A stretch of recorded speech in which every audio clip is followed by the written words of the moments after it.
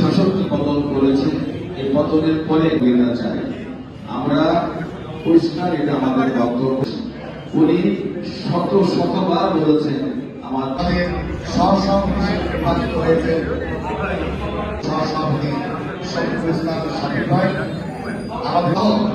আমাদের অনেক নেতৃত্ব রাস্তায় আছেন, হয়তো চাকরি থানার সভাপতি সাধারণ সম্পাদক এবং বিভিন্ন যে আশাকে আমাদের যে প্রত্যাশাকে বারবার যে চেয়ারপারসন বাংলাদেশের গুরুত্বপূর্ণ একটি মহানগরী ঢাকার চিটাগাং পরে আশা করে, সেই জন্য এই মহানগরী আমাদের শাখা মহানগরী আমরা চেষ্টা করব যেন আমাদের বিএনপির নামে কোন রকমের কোন কিছু বাধাগ্রস্ত কেউ না করে এবং আমাদের সুনামটা যেন কেউ পূর্ণ না করে, সেই জন্য আমরা সার্বিক সহযোগিতা চাই।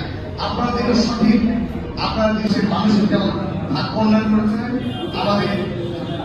আপনাদের সবাই ইনশাআল্লাহ এবং আপনাদের সহযোগিতার মধ্যে দিয়ে এই রাজশাহীকে দরকার আপনাদের কাছে আমরা সহযোগিতা চাই, আমাদেরকে সেগুলো আপনারা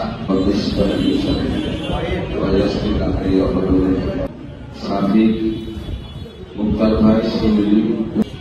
আমি প্রথমে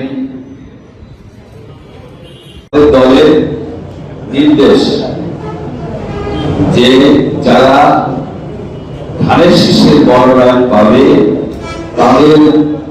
তার পক্ষে সমস্ত নেতা কর্মীরা আপনার নির্বাচনে খাটবে, নির্বাচনে অংশগ্রহণ করবে, প্রচার প্রসার করবে।